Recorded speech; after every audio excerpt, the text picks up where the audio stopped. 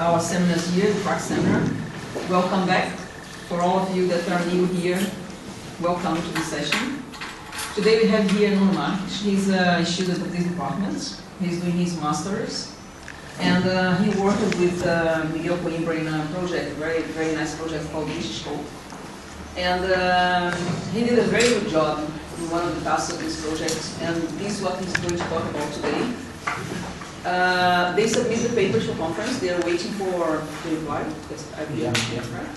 So I'm sure that will be accepted. So Nuno is going to give you some entertainment here with his work.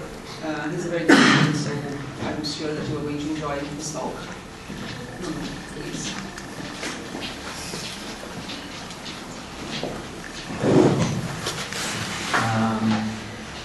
Hello everyone, I'm Nuno Marques. I'm really glad that so many people are watching. Really nervous as well. So let's just get on with it. So my work has a really long and confusing name, but what I'm really going to do is I'm going to present a method that detects and identifies hard sounds from hard sound auscultation. So, in November 2011,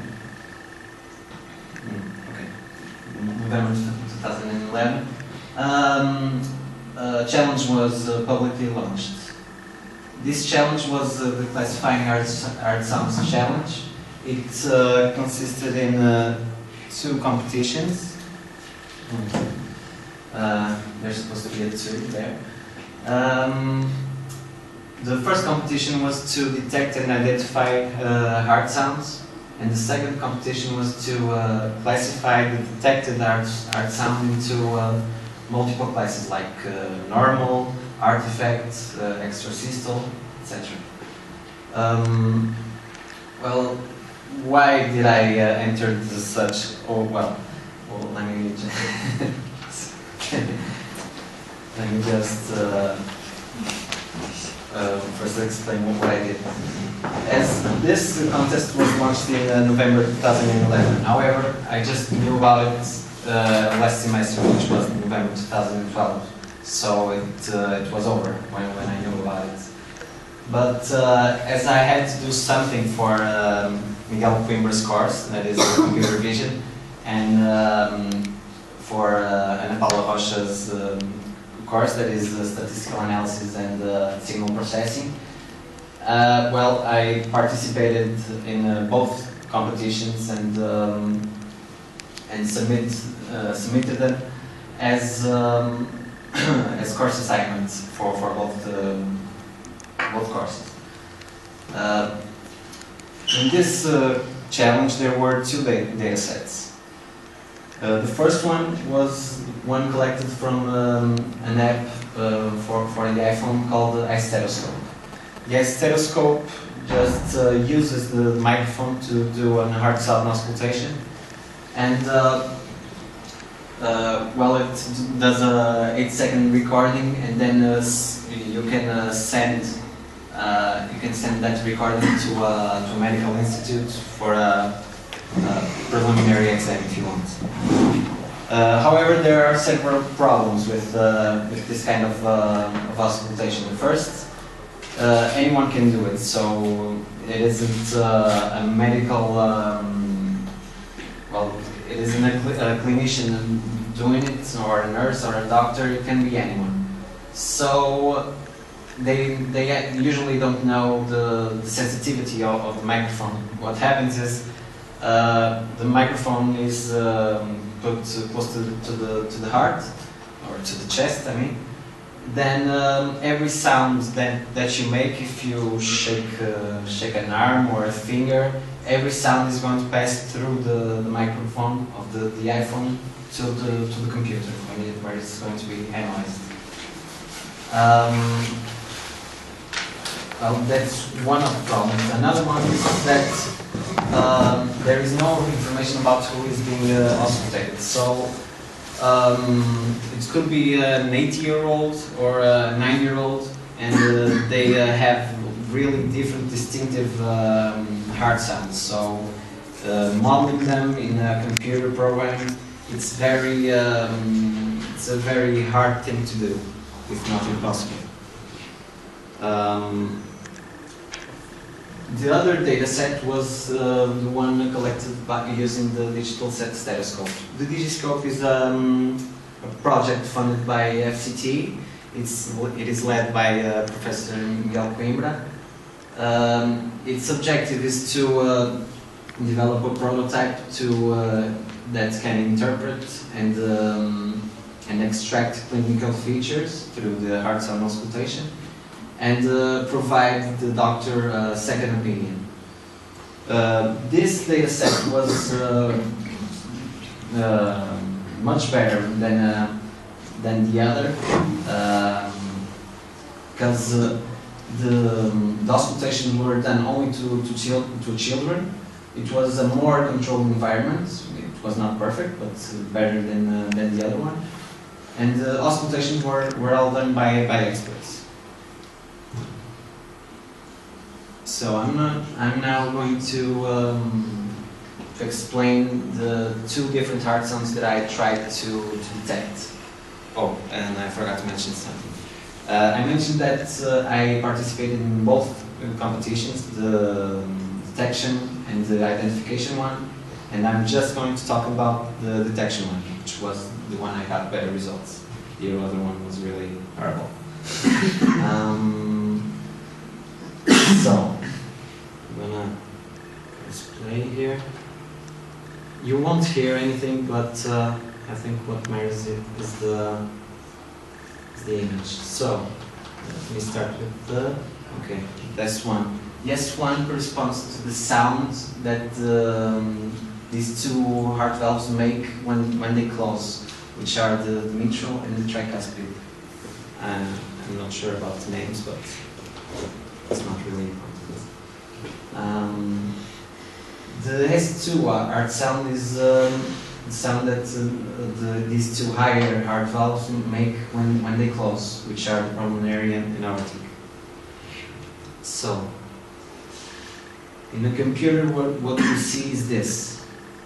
And what I'm just trying to do is trying to detect or to develop an algorithm that detects automatically these two peaks, the S1 and S2. Usually the S1 is higher than the S2 because most auscultations are made below or near the part of the heart that has these two volumes.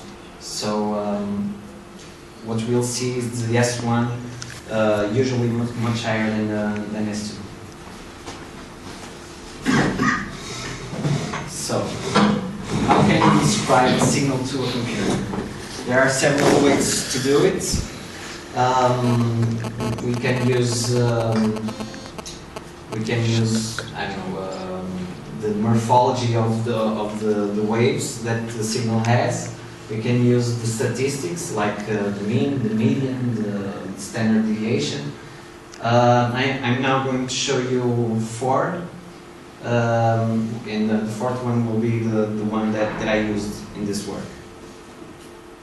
So the most ancient one is the Fourier transform that represents a signal through its frequency component. Fourier stated and proved that every function with mathematical restrictions can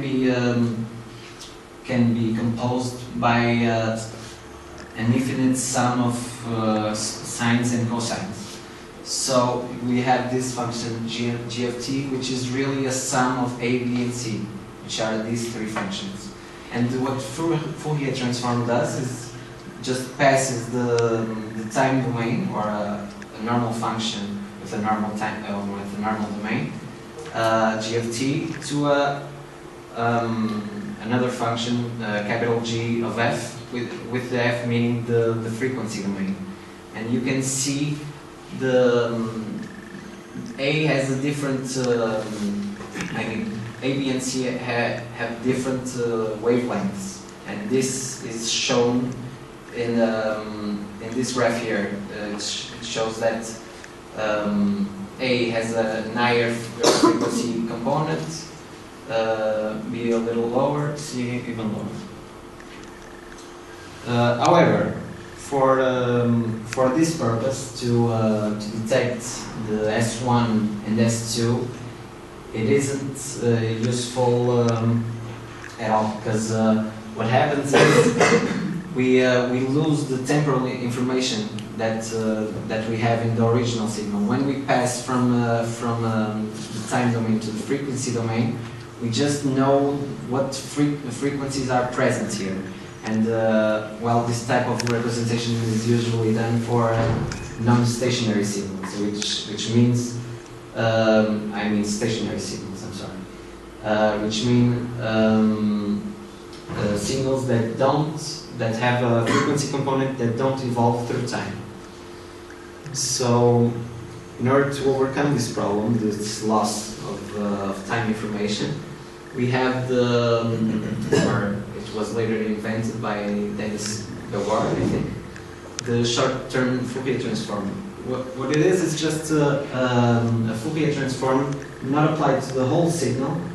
I'm sorry, not applied to the whole signal, but segments of the signal. So we now have a bit of temporal information in each segment, and we also have a frequency information, which is how many frequencies are in that segment. So we obtain something like this. In the x-axis we have the time, in the y-axis we have the frequency, and the color means how strong is a frequency in a particular time position. However, this is better than Fourier transform, but still it's not good enough, because it has two major problems. Because one of them is if you choose a too small time segment, you won't be able to detect a wave with a longer wavelength. Just imagine if you have a signal that is like this. If you have a window that is just half of this, you won't be able to detect the frequency, I mean the lower frequencies. And if you choose to extend this wavelength, this window length, you'll be able to detect the lower frequencies, but again you'll lose frequency, the time information, because you won't be able to know exactly where in that segment is that frequency that you're seeing. So the evolution from this technique was the discrete wavelet transform, which represents the signals, or a signal, as a shifted and scaled version of a small function called wavelet.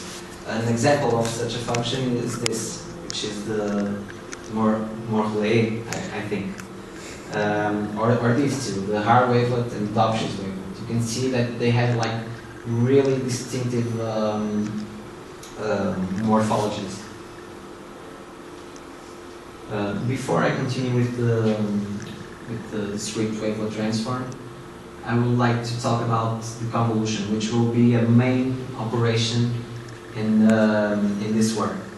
So the convolution is a mathematical operation that takes as input two functions and provides the result is the area overlap of the sliding of one sliding function through the other. You see there are two equal functions, and one is sliding through the other, and the result is a triangle, which means that it begins its similarity at this point, it reaches the peak of the similarity at this point, and it ends its similarity at this point. So convolution can be used to a lot of things, but one of them is the low pass and high pass filters. What it does is that if we do a Fourier transform and we get the frequency components, we can use a convolution with a smaller function that accentuates one frequency, such as like the higher frequency, and attenuates a lower frequency. So the h of n is the high pass filter, and the g of n is the low pass filter. Here, the high pass filter, after downsampling operation, provides us with detail coefficients. Detail coefficients in this particular transform gives us a degree of differentiation, or if you prefer a more computer vision perspective, it's more of a zoom-in version of the original signal. And the low pass filter, after the downsampling operation, provides us with approximation coefficients, which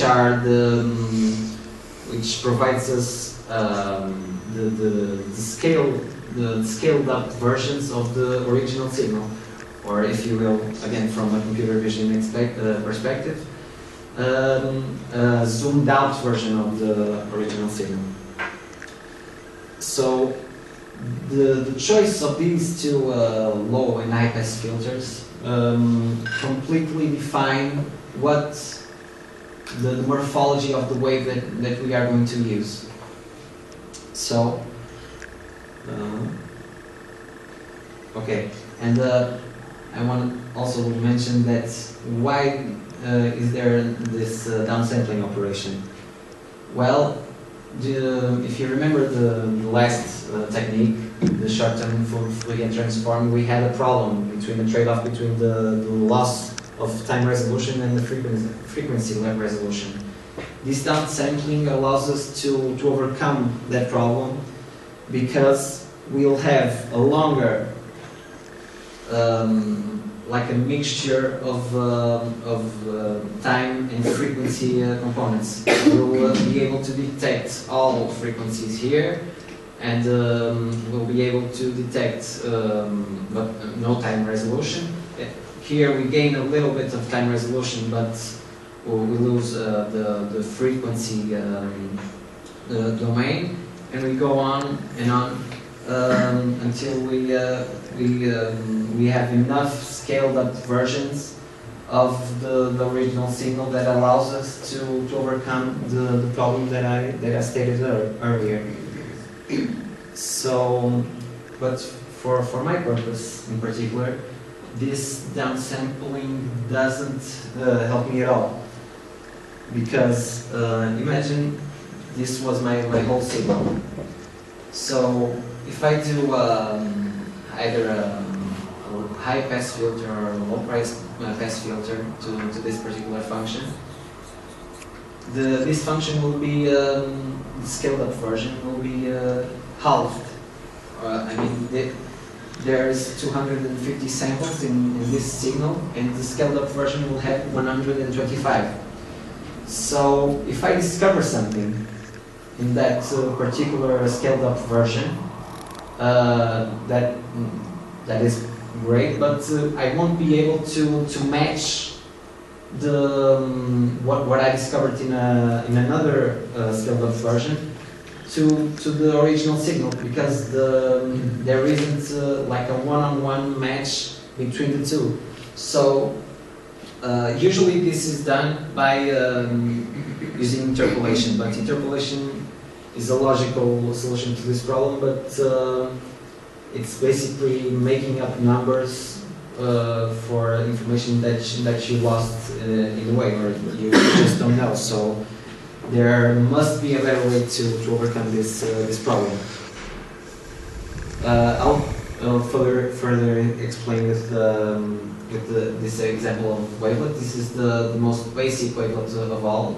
It was discovered before the wavelets were discovered, because they didn't know that it was a wavelet at all. It was discovered by Hart. Here the low pass or the high pass filter is equal to the differentiation between two consecutive points. And as you can see here, the detail in this case, as in all cases, the detail coefficients provide a degree of differentiation, as you can see in this formula. As we need scaled up versions of the signal, we need to do like an average, or in this case, it's the double of the average between two consecutive signals, two consecutive points, I mean. And this C of k will be the approximation coefficients. So this is the discrete wavelet transform. It has a lot of uses. It is great for a lot of things, including compression. And well, as you see here, we just pick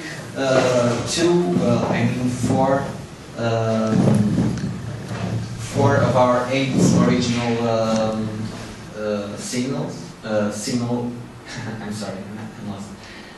We pick 4 points of our 8-point signal, and we do the differentiation and the sum, providing us with the detail and approximation coefficients. We continue on till the third scaled up version, and this I continue to say that is great for compression. But what if, and this is my case in particular, or this case in particular, what if I wanted to know the biggest inclination in the original signal? And by inclination I mean the first derivative. So using this particular transform, we would obtain this 6. That is the biggest difference, I think, between two consecutive points.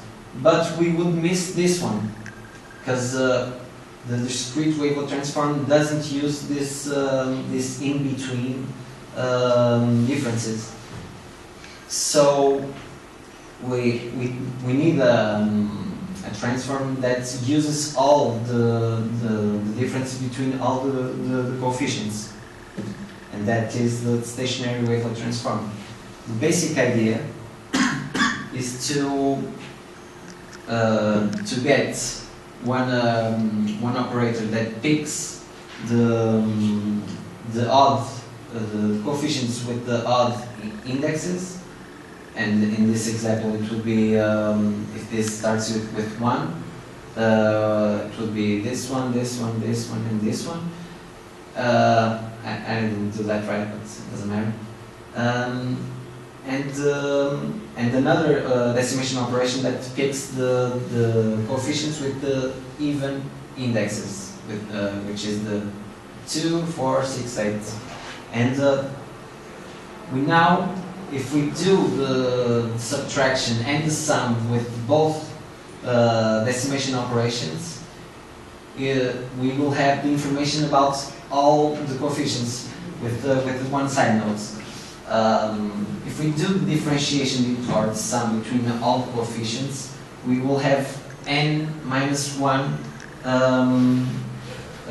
differentiations.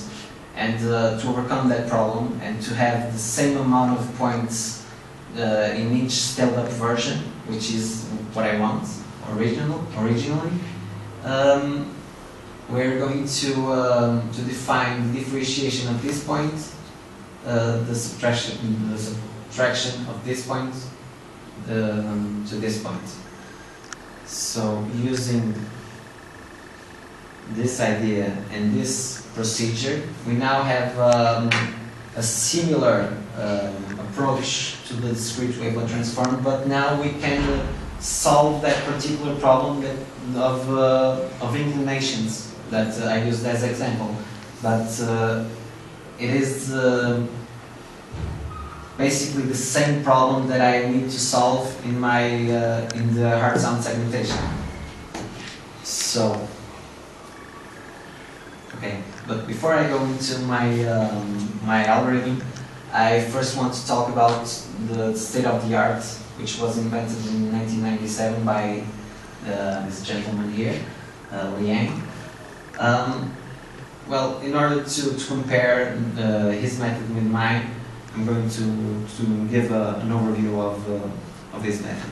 So he starts by getting a normal signal and doing noise reduction. Noise reduction is just applying a low pass filter or doing a convolution between a low pass filter and the original signal.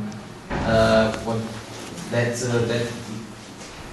does is that provides a signal with only the highest frequency, higher frequency components. The higher frequency components is usually associated with noise. So this noise reduction reduces noise, but not all noise, which would be ideal. Then he does an envelope. So the envelope method, what it does is just this. It does a contour of the function, and what it's really doing is just eliminating further the higher frequencies. So and there are several envelope methods, and what Liang uses is the Shannon energy, and what he states is the here I will be talking about intensities and not frequencies. The intensity, the signals or the parts of the signal which have mid intensity will be hidden, or I mean the parts of the signal with the higher intensity will be hidden under the parts with medium intensity, and the ones with the lower intensity will be extremely attenuated. I'm sorry. So after he gets the envelope, he'll just set a threshold, which is not really mentioned how he gets it or how to compute it. But what he does is he sets a threshold, and he's going to detect the peaks above this threshold. The peak detection is easy because you just do the null points on the first derivative. Well, this is going to detect peaks, but it's going to detect extra peaks. So he needed a peak rejection phase, if you will. So he uses these conditions. So if two peaks are, the interval between two peaks is below 50 milliseconds, which some doctor proved that it is the largest interval in a normal heart sound. If the interval between two peaks is below that 50 milliseconds, then he's just gonna assume that, like in this case, he's gonna assume that they are part of the same peak, so he's just gonna pick the higher one. And if the interval between the peaks exceed that threshold, he's just gonna look through the normal intervals, which are well, this is a normal interval because it is a frequent one. So if you analyze this interval in null points, so this is all right. This is probably all right too because there is this, but this is not, or this is not. No, this is not. I think. So what he does is just he's going to pick the higher peak. What he does is he's just going to pick or choose the peak that makes the intervals more consistent, because there is an inconsistency here, which is resolved in this step. So he needs to recover also the weaker S1s and S2s that were not detected in the first phase. Because in the first phase, what he did was just apply a threshold that I don't know how he chose, and just say the peaks that are above this threshold are S1s and S2s, and the ones that are below aren't anything. But that isn't the case, and that's why he needs this particular phase. So what he does is he analyzes again the interval between peaks, and if there is an inconsistency again, like in this case here, there should be a peak around this area. He just puts a peak there by lowering the threshold till he finds such a peak, or till he reaches an iteration limit. And now the identification phase, which is just to distinguish the S1s from S2s. What it does is it is proven that the diastolic period is longer than the systolic one. So what it does is he just finds the largest interval of all, and says that interval is diastolic, and the other two, the one before and the one after, are systolic ones. So now, in my opinion, this type of solution is very data set dependent, because in this data set he had to tune certain parameters to get good results, but for other data sets that probably well, it isn't certain that always good results will appear with this particular approach. So now my algorithm, but before that I want to tell you the assumption I had before I got into this work. So if we see the convolution between two different functions, we see that although the functions are the same, the convolution result provided a triangle. So my wrong key. So my assumption is that if I find a wavelet that is similar enough to the S1 and S2, if I convolve the two functions, it will give me also a triangle when it is centered.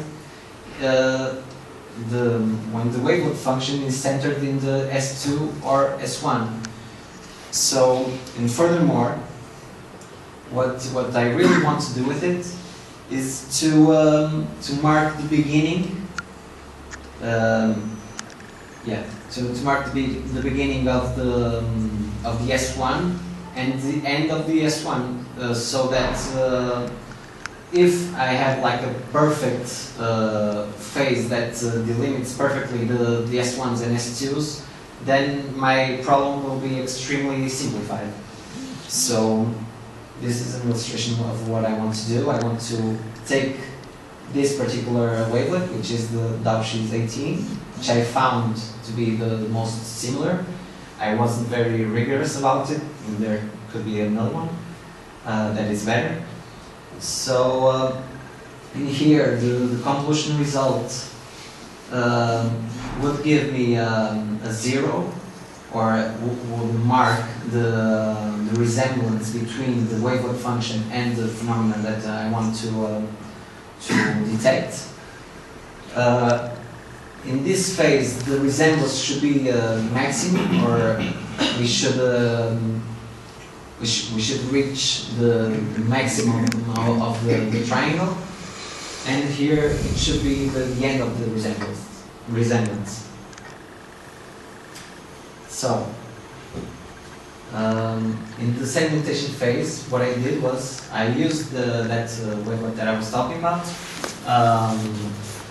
which was Dobschi's 18, and went through all scales that I could, and tried to superimpose all scales with the original signal.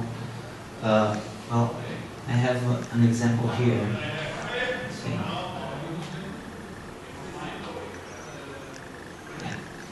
So what I did was I went through all scales and superimposed each one of them with the original signal, and saw which one that followed my assumption. And the one that followed my assumption was scale 10. If I superimposed scale 10, although not perfectly, it would delimit the S1s, S2s, and signal. Well, this is kind of complicated, but if I zoom in, well, this is either S1 or S2, like not perfectly, but well segmented. This is noise. This is an S1 or S2 noise, S1 or S2. So the intuition was was right, or kind of right. I said earlier that I used the zeros to mark the end or the beginning of the resemblance of this of my wavelet function with the phenomena that I want to detect, which is the S1 and S2. But the problem with the zeros is that the signal, as you can see, or probably can't see, but the signal is highly noisy. So detecting zeros in the convolution is a very irregular process because of the irregularity of the signal itself. So in order to overcome this problem, I use the inflection points, which are the null points, but in the second derivative of the signal, which are more robust to, which I found more robust to noise.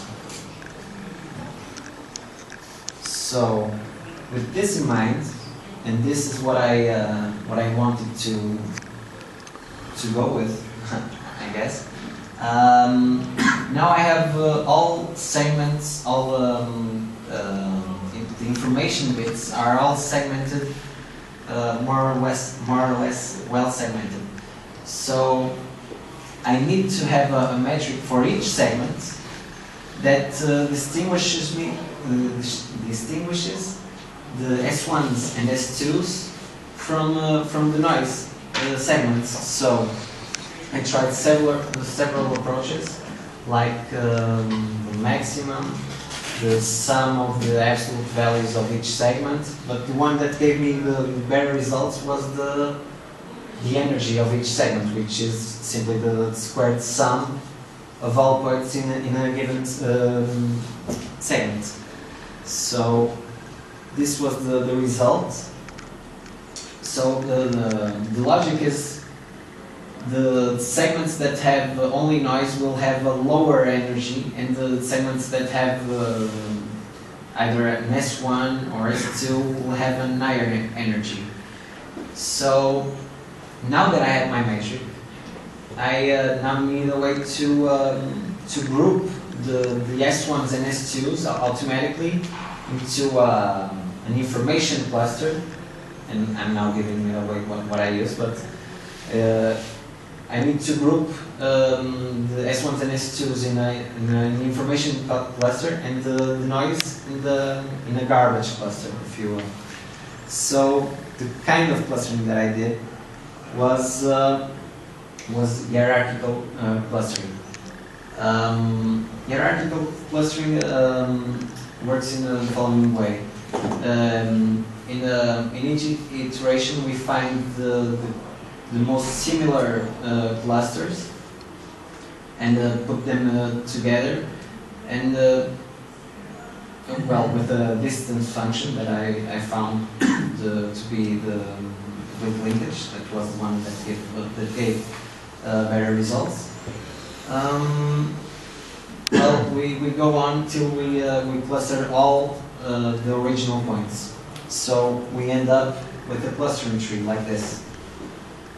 In this clustering tree, I was hoping that, again, in one cluster, or in one branch in this tree, I would find the S1s and S2s, and the noise, or the noise segments in the other.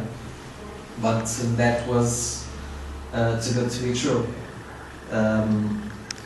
What I found in the cluster, and well, I had to pick a way, or to arrange a way to automatically pick an information cluster, and that's easy because I just used the cluster with the highest mean of energies, which logically is the one that I want.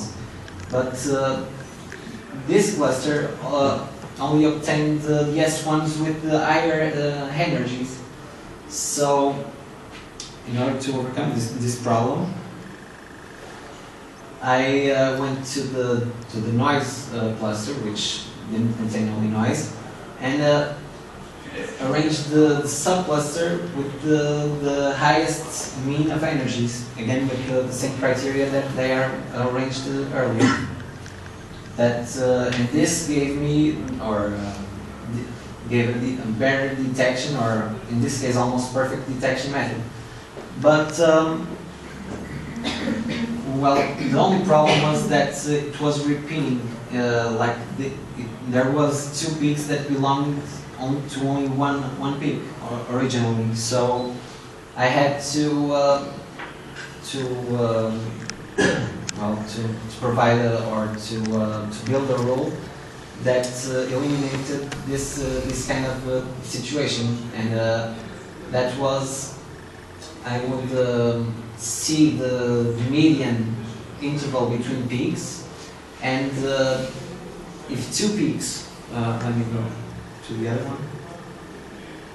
If two peaks were below a distance, if the interval between two peaks was below the half of the median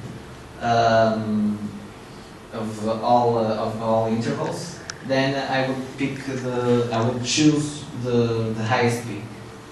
This is a very similar way to Lian's approach. So now I have all the, well, in this case it is, I think, a perfect detection, but now I have to distinguish the S1s from the S2s. And what I know is that the S1s are usually higher than the S2s, and the information or the criteria that Liang used, that was the diastolic period is always bigger than the systolic one. So I used clustering again to take into account these two criteria, and it gave me a good identification result. So summing all up, I first segment the signal using the Dovshis 18, which is that the wavelet that I found to be more similar to my to the phenomena that I want to detect at this particular scale. And I used inflection points to mark the beginning and the end of the resemblance between my wavelet and the usual signal and the original signal. I then picked the first and third energy clusters that have the highest mean of energy. And I clustered them into S1 and S2, taking into account the intervals and the heights, making a more robust way than Liang used in his approach. So the results are are probably the reason why I'm doing this presentation. I achieved better results than all teams that participated in the challenge. Well, it's not really a big accomplishment because there was only three teams. Well, there isn't much to say about this. Well, maybe the winning approach used Liang. Well, not maybe. I know for sure that ISAP used the state-of-the-art hard sound segmentation algorithm, which is Liang's way of detecting and identifying hard sounds. Well, conclusions. Well, I obtained better results, I guess. There are no magical numbers, and by that I mean there isn't any parameter I need to tune for my given a new data set. It is always the same approach independently of what data set I'm using. It is still highly time efficient if I don't use clustering in the identification phase, because the procedure that is more time how do I say this? Expensive. Time expensive. Thank you. Is the clustering, the hierarchical clustering. But if I do, well, I can do hierarchical clustering in two ways. Either a bottom up way, which is the one that I did, or a top-down way, which is a divisive approach. If I do a divisive approach, it will be that procedure will have a linear complexity, because I always know that I'm just gonna build the tree from the top to the bottom, but only till I get 4 different clusters. So that kind of procedure is linear, and so the time complexity becomes the complexity of the stationary wavelet transform, which is n log n, and it is new. Well, there isn't many approaches which are similar to this one, and well, these are the references. That's it.